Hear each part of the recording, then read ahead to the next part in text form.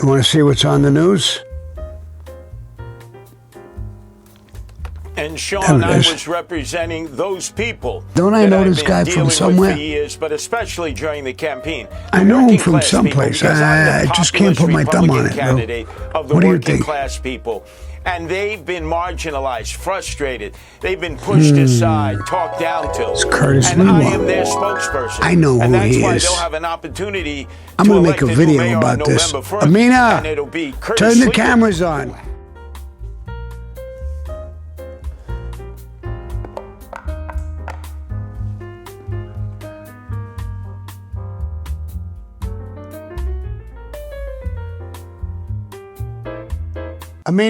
Amina, are you ready yet?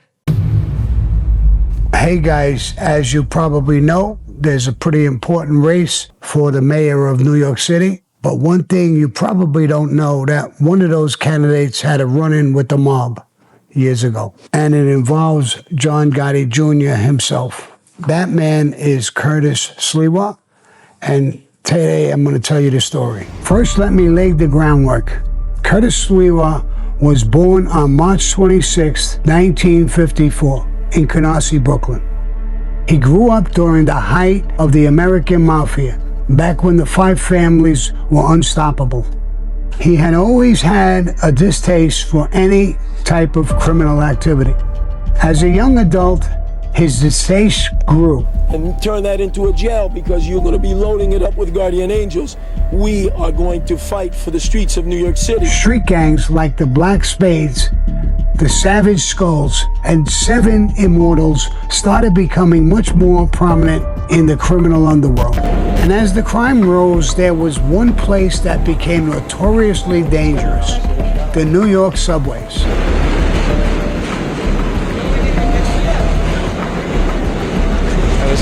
The subway service is very bad. Subways. It wasn't always the best, but again, it always wasn't the worst. But I don't think it was as bad as it is now. I used to travel back and forth on the trains to New York when my father was in business to go pick up a check from the factory and the contractors that my father was working with. It was never that bad. For a while, that's what he was doing. Trying to be on the trains, clean up the city, clean up the trains.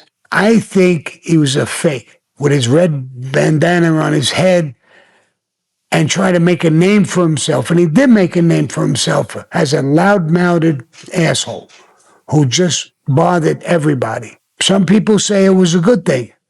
Some people said it was a pain in the ass, and it wasn't a good thing. Staging a robbery or staging somebody getting pushed, and he would help the people. He was a media freak. He wanted attention, and he kept getting attention, basically, by doing those things. Some people liked it. He's cleaning up the city a little bit. Everybody wants to get rid of crime. It's not his job to get rid of crime. If he really wanted to clean up crime, go get a job as a cop and clean up crime. But he was more interested in media attention. It was always cameras or always something around him when something happened. And more than likely, 99%, they were his cameras. His guys filming this bullshit. The more of a pain in the ass he was, his name grew. And then he fucked with the mob. And he fucked with John Gotti and fucked with John Gotti's family. And this is what happened to him. Eventually, Curtis became so frustrated with the New York police and their lack of action that he decided to take matters into his own hands. And in May of 1977, he created a very controversial vigilante group called the Magnificent 13, which would later become the Guardian Angels. We are going to do what we can in a non-violent way without having any weapons available to us whatsoever to curb this violent crime that is on a continuous rampage throughout the system. And yet violence does attend some of your patrols. I mean, you get into scrapes, no question about it. Definitely. But remember, you're not dealing with the logical mind out there. You're dealing with an individual who's very basic, who only knows two things: rip off or be ripped off. Most of the members of the Magnificent 13 are 18 and 19 years old. Some have jobs, and some, like Dominic Mafia, are students. people recognize you on the trains A now? lot of people, even like I seen old ladies, old people, you know, they came and sit next to us and they start talking to us.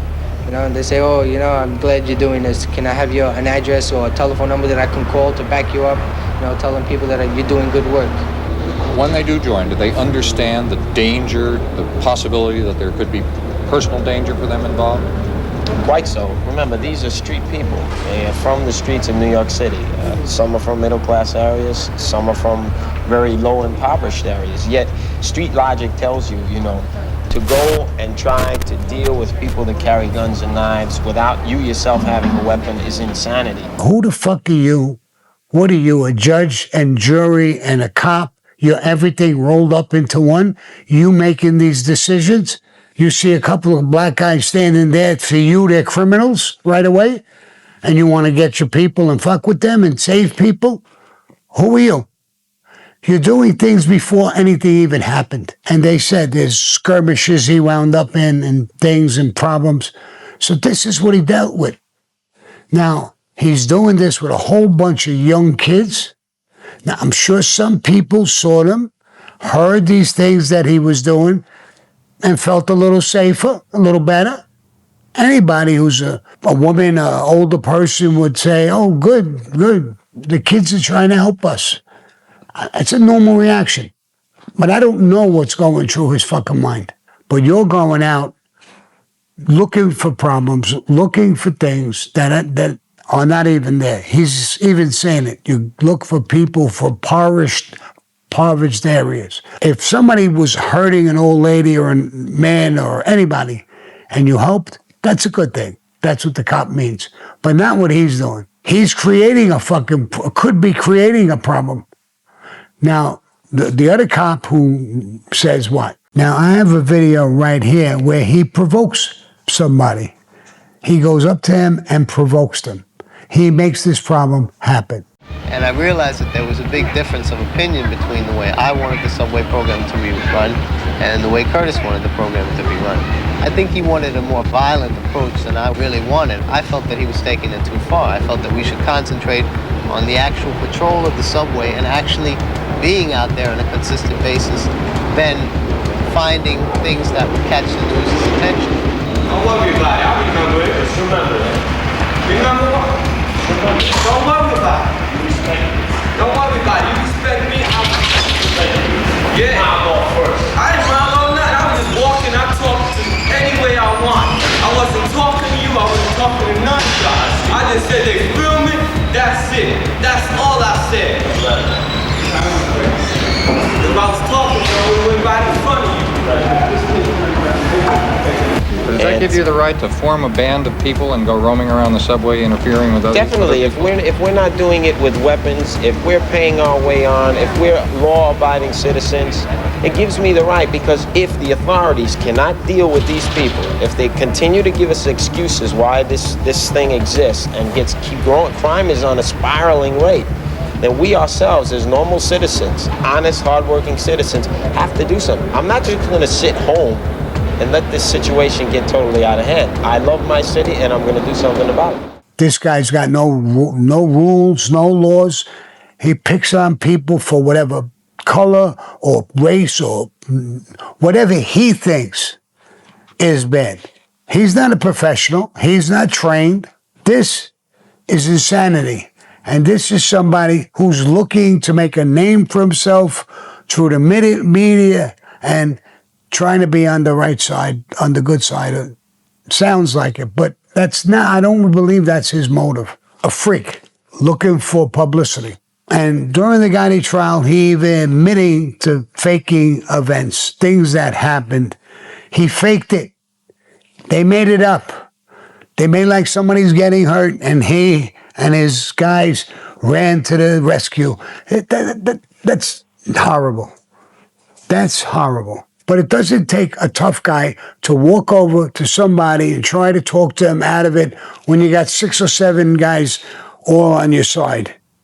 So yeah, the guy's going to say, well, he's talking to me, but there's 8 of them or 7 of them or whatever it is. So it's not such a tough act. Let him do it when no one is there. When no one is there. Why, when you go talk to them, you might not have weapons He don't have a weapon.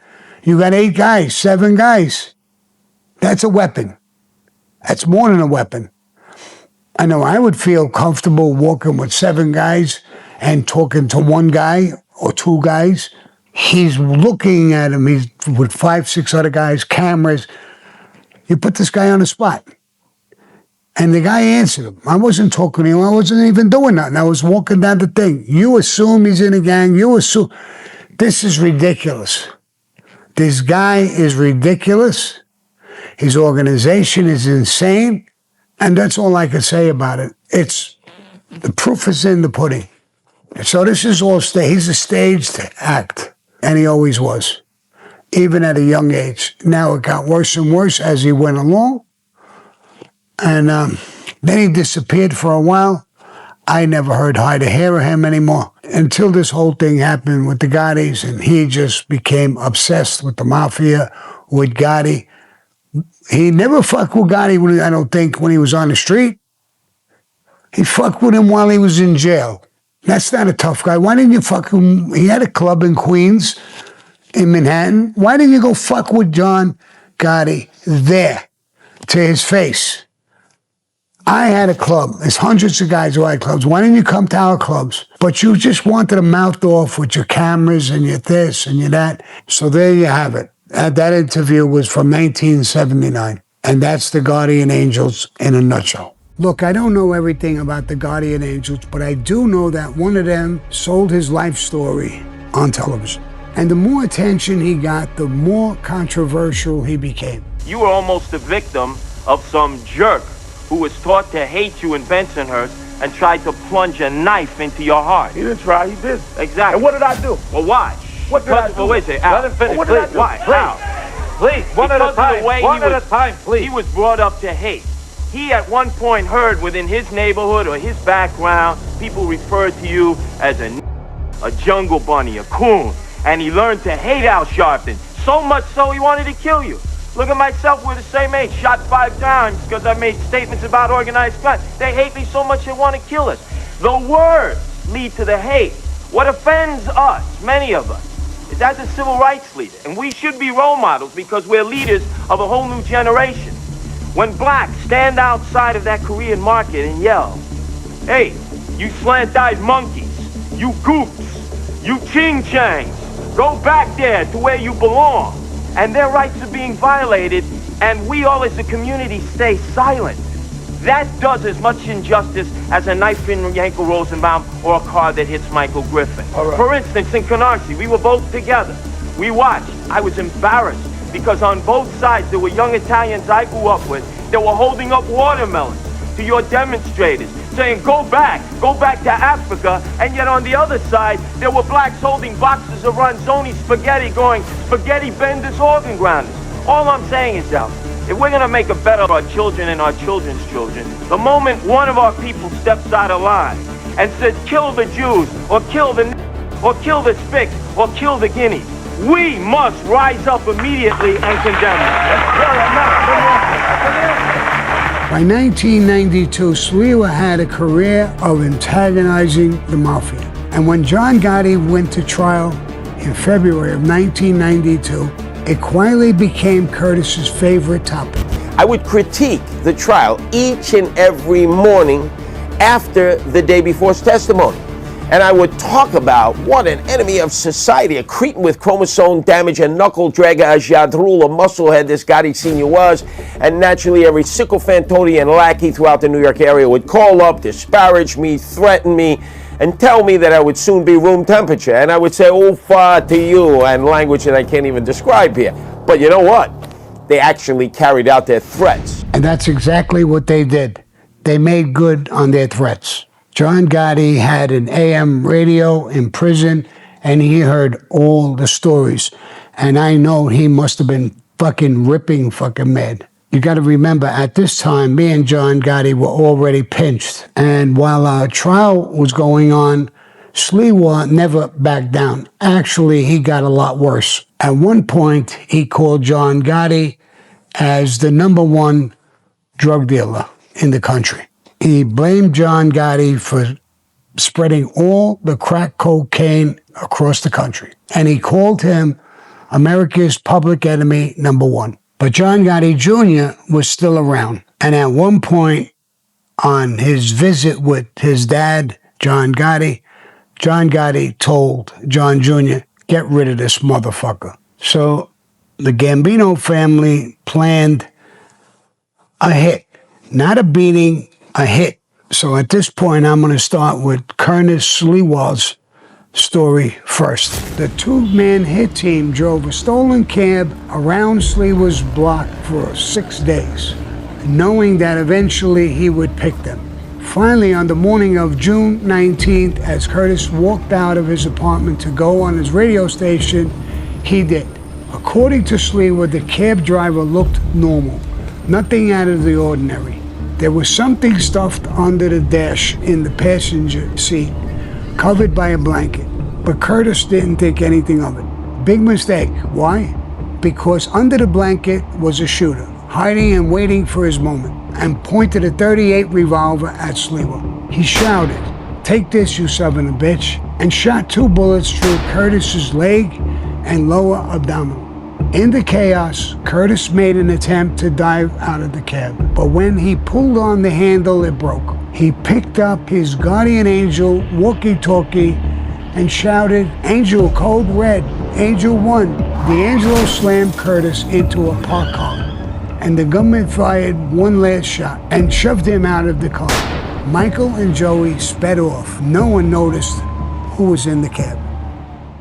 That's not the story I heard. I'll tell you what I know about the story. Curtis Sliwa kept mouthing off about John Gotti and the mob. He may have gotten a couple of beatings years ago or whatever, but John Gotti was on trial and he got convicted. I was a witness against him. He got convicted. When he got convicted, Sliwa was making remarks about how good it was to get him off the street, that he got convicted, and all of this stuff, really knocking the shit out of him.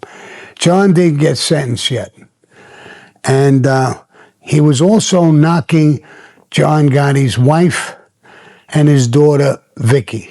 Talking about John's wife and his daughter, especially his daughter, Vicky, was very sensitive with John, always. He just lost the case. He must have been totally enraged. And then he got sentenced to life. In between getting convicted and the sentencing, he had enough of this fucking guy. They always got orders from John Sr. He's the boss. You don't stop being a boss because you're in jail. You're always giving orders and you're always asking permission to do what you got to do, whether he's in jail or on the street. And in my opinion, give an order, get rid of him, kill him. I understand at a meeting in prison, he talked to his son or sent his son a message. John Gotti gave his son a message somehow, whether he got a visit or whatever, to either give this Sliwa a real good beating or kill him, get rid of him. John Gotti was steaming. John Gotti Jr., there was a committee running the family while he was in jail and on trial. Little Nicky was part of that committee. So when he got back, he met with Little Nicky and they talked about what John wants done. I think Nicky was more in control running it. He was a captain, a serious dude. Had a big crew. People looked up to him 10 times more than they looked up to John Jr. That's for sure. He wanted to be in the life. John never forced him into life. John brought him in, he wanted to be in the life. So, like he was a kid, who didn't want to be in the life. I hear these stories all the time. It's total bullshit. Nobody's going to drag their son in who don't want to be in the life. For what? They concocted a plan. People say it was to give him a beating. I don't buy it at all. They're going to steal a cab. They're going to park by his house. He comes out, or wherever it was, he comes out all the time and he gets a cab. He didn't have a car. They make sure that when the doors are closed and they lock, you can't open them no more. So he's trapped. They used a couple of young guys who aren't made, they're associates, both of them in the Gambino family. Little Nicky has a guy, I don't even know his name, but he's going to be the shooter. One of my guys who was in my crew was going to be the driver of the cab, Joey. He was originally with me. And some of the people who were with me when I was on trials, or even when I cooperated, were communicating with me. So I heard it from somebody on my side. One of my guys was involved in that hit. So I was getting that information and that knowledge. I don't remember who told me, who came on a visit, and how I got it, but I got it loud and clear, and it all made sense to me. So we get to that point, and the gun is loaded with hollow points. That's a dangerous bullet because the hollow head flattens right away. As soon as it comes into the body, it starts to hit things and flatten, and it makes a much bigger hole. That's a gun that's going to kill you. Now, so it sounds like a hit to me. He's trapped in the cab. He comes out. He spots the cab. He waves it. They pull up. He gets into the cab. The doors are locked. They take off. My guy is, the guy from my crew, is driving the cab. Little Joey tells the story. He was cooperated later in life.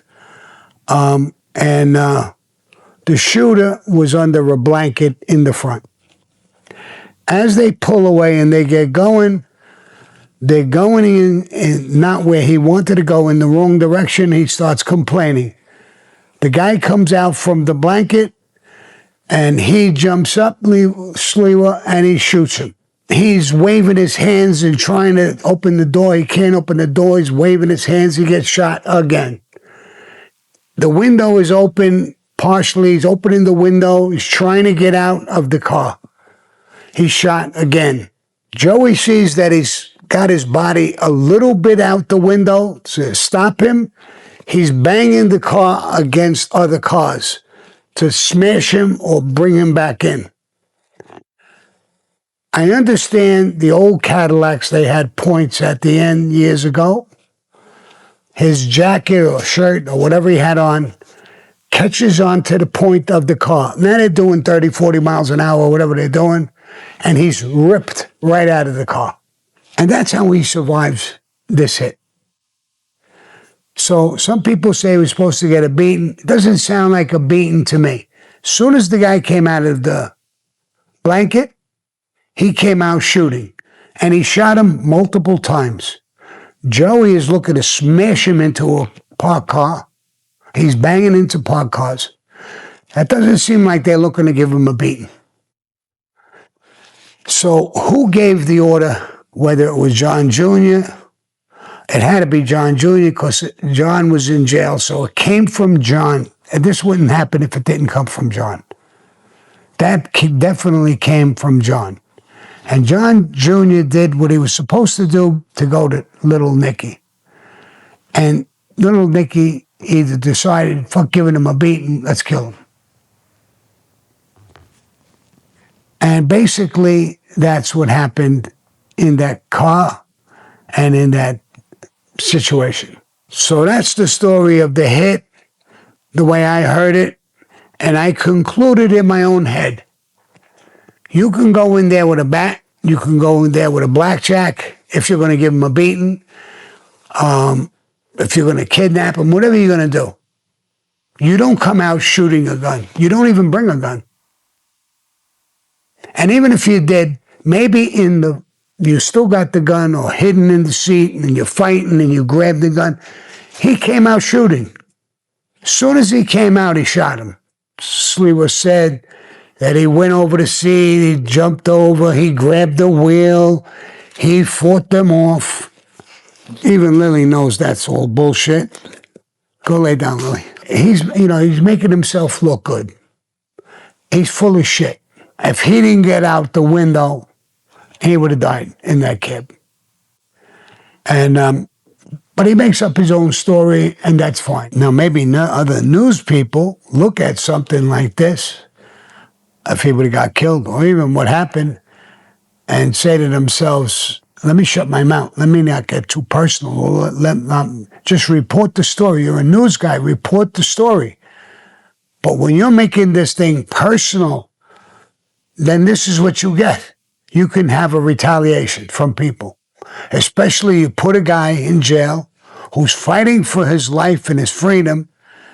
He's got convicted, and you're bad-mouthing him, you're bad-mouthing his wife, you're bad-mouthing his daughter. When the fuck is enough enough? Report your fucking story and go fucking clean up the city, whatever you want to do. Get a broom and go clean up the fucking city. You want to take on the fucking mob, this is what you can get. He's running for mayor. He's a scumbag. He's always been a scumbag. Even when he ran around with those groups, and he did some good with those groups, the Guardian Angels, to stop crime and this and that. But even the cops hated him because he was breaking balls all the time. That's our job, to do that. You're doing things that you shouldn't be doing. You're breaking the law on occasion, grabbing people. You're not a cop. You're not an FBI agent. And you're really not even a fucking news guy. I don't think he'll win. I don't think he has a chance of winning. No real Republican wanted to run because New York is a Democratic state and they figured they would lose. So you got a schmuck like him in. That's how he got in.